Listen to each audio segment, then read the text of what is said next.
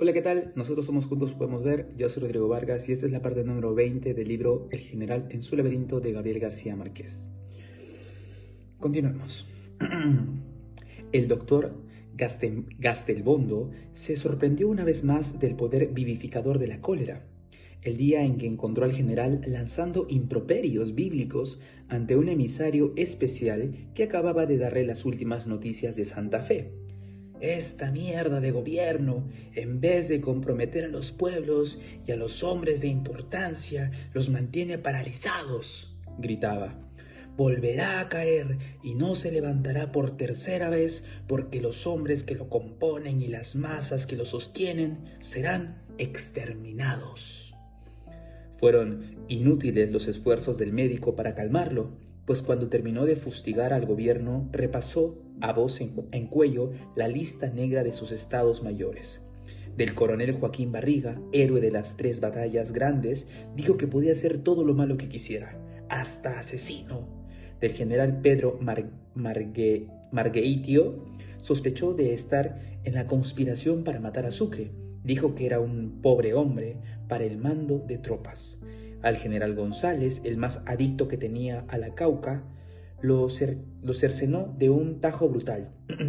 Sus enfermedades son flaquezas y flatos. Se derrumbó a cesante en el mecedor para darle a su corazón la pausa que le hacía falta desde hacía 20 años. Entonces vio al doctor Castelbondo paralizado por la sorpresa en el marco de la puerta y levantó la voz. Al fin y al cabo, dijo, ¿qué puede esperar de un hombre que se jugó 2 casas a los dados? El doctor Castelbondo se quedó perplejo. ¿De quién estamos hablando?, preguntó. De Urdaneta, dijo el general. Las perdió en Maracaibo con un comandante de la Marina, pero en los documentos no hizo aparecer como si lo hubiera vendido. Mejor dicho, hizo aparecer como si lo hubiera vendido. Tomó el aire que le faltaba. Claro que todos son unos santos varones al lado de la Truchimán de Santander, prosiguió. Sus amigos se robaban el dinero de los emprestitos ingleses comprando papeles del Estado por la 10ª parte de su valor real y el propio Estado se los aceptaba después al 100%. Aclaró que en todo caso él no se había opuesto a los emprestitos por el riesgo de la corrupción, sino porque previo a tiempo que amenazaban la independencia que tanta sangre había costado.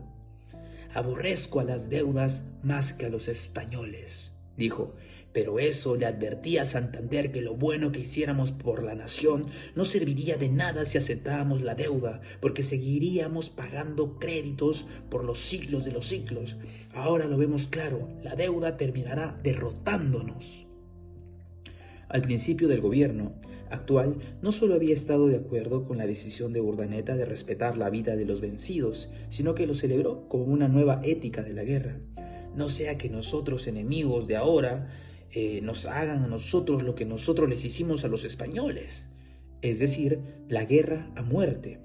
Pero en sus noches tenebrosas de la Villa de Soledad, le recordó a Urdaneta en una carta terrible que todas las guerras civiles las había vencido siempre el más feroz. Créamelo, mi doctor, le dijo al médico, nuestra autoridad y nuestras vidas no se pueden conservar sino a costa de la sangre de nuestros contrarios. De pronto, la cólera pasó sin dejar rastros, de un modo tan intempestivo como había empezado, y el general emprendió la absolución histórica de los oficiales que acababa de insultar. En todo caso, el equivocado soy yo, dijo. Ellos solo querían hacer la independencia, que era algo inmediato y concreto, y vaya si lo han hecho bien. Le tendió al médico la mano en los puros huesos para que lo ayudara a levantarse y concluyó con un suspiro. En cambio, yo me he perdido en un sueño, buscando algo que no existe. En esos días decidió la situación de Iturbide. A fines de octubre, este había recibido una carta de su madre, siempre desde Georgetown, en la cual le contaba que el progreso de las fuerzas liberales en México alejaban de la familia cada vez más toda esperanza de repatriación. La incertidumbre, sumada a la que llevaba dentro desde la cuna, se le volvió insoportable. Por suerte, una tarde en que se paseaba por el corredor de la casa, apoyado en su brazo, el general hizo una evocación inesperada. «De México tengo solo un recuerdo malo», dijo. «En Veracruz, los mastines del capitán del puerto me descuartizaron 2 cachorros que llevaba para España». De todos modos, dijo, aquella fue su primera experiencia del mundo y lo había marcado para siempre. Veracruz estaba prevista como una breve escala de su primer viaje a Europa, en febrero de 1799, pero se prolongó casi 2 meses por un bloqueo inglés en La Habana, que era la escala siguiente. La demora le dio tiempo de ir en coche hasta la Ciudad de México, trepando casi 3.000 metros por entre volcanes nevados y desiertos alucinantes que no tenían nada que ver con los amaneceres pastorales del Valle del Aragua, donde había vivido hasta entonces. «Pensé que así debía ser la luna», dijo.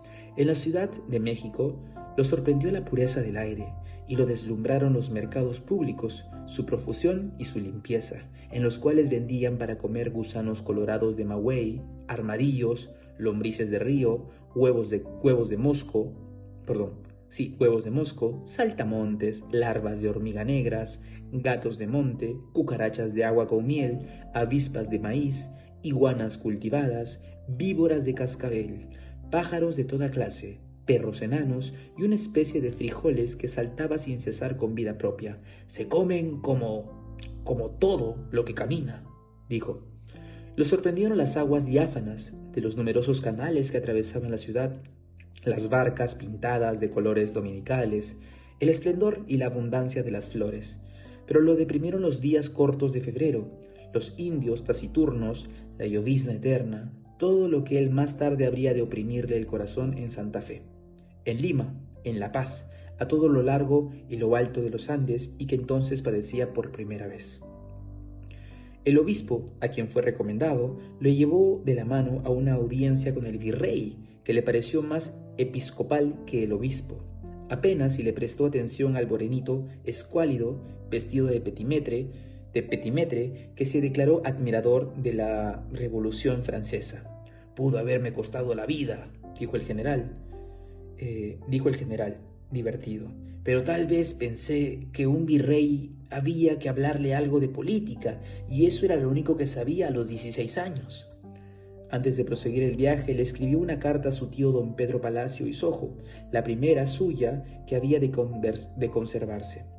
«Mi letra era tan mala que yo mismo no la entendía», dijo muerto de risa, «pero le expliqué a mi tío que me salía así con el cansancio del viaje».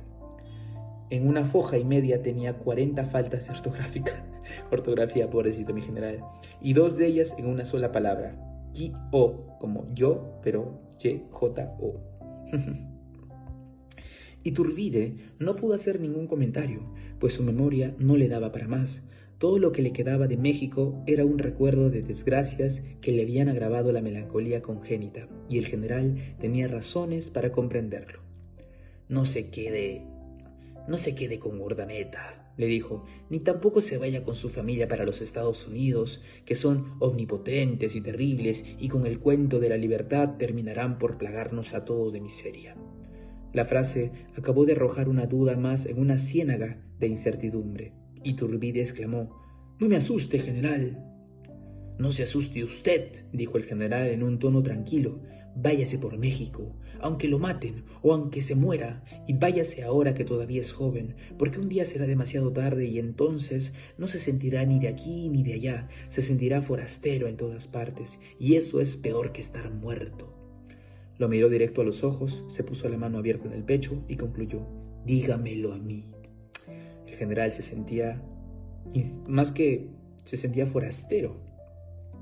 De modo que Iturbide se fue a principios de diciembre con 2 cartas para Urdaneta, en una de las cuales le decía que él, Wilson y Fernando eran la gente de más confianza que tenía en su casa. Estuvo en Santa Fe sin destino fijo hasta abril del año siguiente, cuando Urdaneta fue depuesto por una conspiración santanderista. Su madre consiguió con su persistencia ejemplar que le nombraran secretario de la delegación mexicana de Washington. Vivió el resto de su vida en el olvido del servicio público, y nada se volvió a saber de la familia hasta 32 años después, cuando Maximiliano de Habsburgo, impuesto por las armas de Francia como emperador de México, adoptó 2 varones Iturbide de la tercera generación y los nombró sucesores suyos en su trono quimérico. En la segunda carta que el general le mandó a Urdaneta con Iturbide, le pedía que destruyera todas las suyas anteriores y futuras, para que no quedaran rastros de sus horas sombrías. Urdaneta no lo complació. El general Santander le había hecho una súplica similar 5 años antes. No mande usted a publicar mis cartas, ni vivo ni muerto, porque están escritas con mucha libertad y en mucho desorden. Tampoco lo complació Santander, cuyas cartas, al contrario de las suyas, eran perfectas de forma y de fondo, y se veía a simple vista que las escribía con la conciencia de que su destinatario final era la historia. Desde la carta de Veracruz hasta la última que dictó 6 días antes de su muerte, el general escribió... escuchen esto. Desde la carta de Veracruz hasta la última que dictó 6 días antes de su muerte, el general escribió por lo menos 10,000, unas de su puño y letra, otras dictadas a sus amanuenses, otras redactadas por estos de acuerdo con las instrucciones suyas. Se conservaron por más de 3,000, poco más de 3,000 cartas, o sea, wow, va 10,000 y se conservaron poco más de 3,000 cartas y unos 8,000 documentos firmados por él. A veces sacaba de quicio a los amanuenses, o al contrario, en cierta ocasión le pareció mal escrita la carta que acababa de dictar y en vez de hacer otra, agregó él mismo una línea sobre el amanuense. Como usted se dará cuenta, Martel está hoy más imbécil que nunca. No me digan que eso les hacía escribir a ellos mismos, ¿no? ¡Qué locura! La víspera de dejar Angostura para terminar la liberación del continente en 1817, puso al día sus asuntos del gobierno con 14 documentos que dictó en una sola jornada. Tal vez de allí surgió la leyenda nunca desmentida de que dictaba a varios amanuenses varias cartas distintas al mismo tiempo. Octubre se redujo al rumor de la lluvia. El general no volvió a salir de su cuarto y el doctor Gastelbondo tuvo que apelar a sus recursos más sabios para que le permitiera visitarlo y darle de comer. José Palacios tenía la impresión de que, en las siestas pensativas que yacía en la hamaca sin mecerse, contemplando la lluvia en la plaza desierta, revisaba en la memoria hasta los instantes más ínfimos de su vida pasada. Dios de los pobres, suspiró una tarde, ¿qué será de Manuela? Solo sabemos que está bien porque no sabemos nada, dijo José Palacios. Fue el silencio. El silencio había caído sobre ella desde que Urdaneta asumió el poder. El general no había vuelto a escribirle, pero instruía a Fernando para que la mantuviera al corriente del viaje. La última carta de ella había llegado a fines de agosto y tenía tantas noticias confidenciales sobre los preparativos del golpe militar que entre la redacción fragorosa y los datos enrevesados adrede para despistar al enemigo, no fue fácil desentrañar sus misterios. Olvidando los buenos consejos del general, Manuel había asumido a fondo y hasta con su demasiado júbilo su papel de primera bolivarista de la nación y libraba sola una guerra de papel contra el gobierno. El presidente Mosquera no se atrevió a proceder contra ella, pero no impidió que lo hicieran sus ministros. Las agresiones de la prensa oficial las contestaba Manuela con diatrabas impresas que repartía a caballo en la calle real, escoltada por sus esclavas. Perseguía lanza en ristre por las callejuelas empedradas de los suburbios a los que repartían las papeluchas contra el general, obviamente defendiéndolo, y tapaba con letreros más insultantes los insultos que amanecían pintados en las paredes. Wow, una pelea de marketing. La guerra oficial terminó por ser contra ella, con un nombre propio. Pucha. Pero no se acobardó. Sus confidentes dentro del gobierno le avisaron un día de fiestas patrias que en la Plaza Mayor se estaba armando un castillo de fuegos artificiales con una escritura del general vestido de rey de burlas. Manuela y sus esclavas pasaron por encima de la guardia y desbarataron la obra con una carga de caballería. El propio alcalde trató entonces de arrestarla en su cama con un piquete de soldados, pero ella los esperó con un par de pistolas montadas y solo la mediación de los amigos de ambas partes impidió un percance mayor. ¡Wow! Una mujer muy brava, ¿eh? Manuela, ¡wow! Lo único que consiguió aplicarla fue la toma del poder por el general Urdaneta. tenía en él un amigo de verdad, y Urdaneta tuvo en ella su cómplice más entusiasta. Cuando estaba sola en Santa Fe, mientras el general guerreaba en el sur contra los invasores peruanos, Urdaneta era el amigo de confianza que cuidaba de su seguridad y atendía sus necesidades. Cuando el general hizo su infortunada declaración en el Congreso Admirable, fue Manuela quien logró que le escribiera a Urdaneta: «Yo le ofrezco a usted toda mi amistad antigua y una reconciliación absoluta y de corazón». Urdaneta aceptó la oferta gallarda y Manuela le devolvió el favor después del golpe militar. Desapareció de la vida pública y con tanto rigor que a principios de octubre había corrido el rumor de que se había ido para los Estados Unidos y que nadie lo puso en duda. De manera que José Palacios tenía razón. Manuela estaba bien porque nada se sabía de ella. En uno de esos escrutinios del pasado, perdido en la lluvia, triste de esperar sin saber qué, ni a quién, ni para qué, el general tocó fondo. Lloró, dormido. Al oír los quejidos mínimos, José Palacio creyó que era del perro vagabundo recogido en el río, pero era de su señor.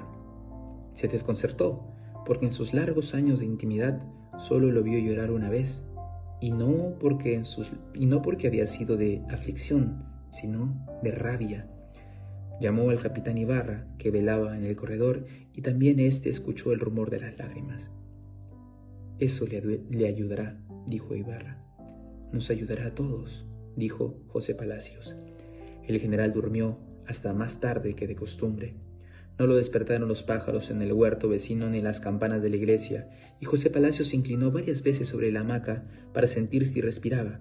Cuando abrió los ojos eran más de las 8 y había empezado el calor. Sábado 16 de octubre, dijo José Palacios, día de Santa Margarita María Alacoque. El general se levantó de la hamaca y contempló por la ventana la plaza solitaria y polvorienta, la iglesia de muros descascarados y un pleito de gallinazos por las piltrafas de un perro muerto. La crudeza de los primeros soles anunciaba un día sofocante. «Vámonos de aquí, volando», dijo el general. «No quiero oír los tiros de la ejecución». José Palacios se estremeció. Había vivido ese instante en otro lugar y otro tiempo, y el general estaba idéntico a entonces, descalzo en los ladrillos crudos del piso, con los calzoncillos largos y el gorro de dormir en la cabeza rapada. Era un antiguo sueño repetido en la realidad. «No lo oiremos», dijo José Palacios, y agregó con una precisión deliberada: «Ya el general Pilar fue fusilado en Angostura, y no hay a las 5 de la tarde, sino un día como hoy de hace 13 años. El general Manuel Piar, un mulato duro de Curazao de 35 años y con tantas glorias como el que más en las milicias patriotas, había puesto a prueba la autoridad del general, cuando el ejército libertador requería como nunca de sus fuerzas unidas para frenar los ímpetus de Morillo. Piar convocaba negros, mulatos y zambos, y a todos los desvalidos del país, contra la aristocracia blanca de Caracas encarnada por el general. Chucha, su contrariedad, ¿no? Perdón, válgame Dios, su contrariedad. Su popularidad y su aura mesiánica eran solo comprobables a las de José Antonio Páez y a las de Boves en Realista, y estaba impresionado en favor suyo a algunos oficiales blancos del ejército libertador. El general había agotado con él sus artes de persuasión. Arrestado por orden suya, Piar fue conducido a Angostura, la capital provisoria, donde el general se había hecho fuerte con sus oficiales cercanos, entre ellos varios de los que habrían de acompañarlo en su viaje final por el río Magdalena. Un consejo de guerra nombrado por él con militares amigos de Piar hizo el juicio sumario. José María Carreño actuó como vocal. El defensor de oficio no tuvo que mentir para exaltar a Piar como uno de los varones esclarecidos de la lucha contra el poder español. Fue declarado culpable de deserción, insurrección y traición, y condenado a la pena de muerte con pérdida de sus títulos militares. Conociendo sus méritos, no se creía posible que la sentencia fuera confirmada por el general, y menos en un momento en el que Morillo había recuperado varias provincias y era tan baja la moral de los patriotas que se temía por una desbandada. El general recibió presiones de toda índole, escuchó con amabilidad el parecer de sus amigos más próximos, Briceño Méndez entre ellos, pero su determinación fue inapelable. Revocó la pena de degradación y confirmó la de fusilamiento, agravada con la orden de que éste fuera en espectáculo público. Fue la noche interminable en la que todo lo malo pudo ocurrir. El 16 de octubre, a las 5 de la tarde, la sentencia se cumplió bajo el sol desalmado de la Plaza Mayor de Angostura, la ciudad que el mismo Piar había arrebatado 6 meses antes a los españoles. ¡Wow! El jefe del pelotón había hecho recoger las sombras de un perro muerto que se estaba comiendo los gallinazos y cerró las entradas para impedir que los animales sueltos pudieran perturbar la dignidad de la ejecución. Le negó a Piar el último honor de dar la orden de fuego al pelotón y le vendó los ojos a la fuerza, pero no pudo impedir que se despidiera del mundo con un beso al crucifijo y un adiós a la bandera. El general se había negado a presentar la ejecución. El único que estaba con él en su casa era José Palacios, y éste lo vio luchando por reprimir las lágrimas cuando oyó la descarga.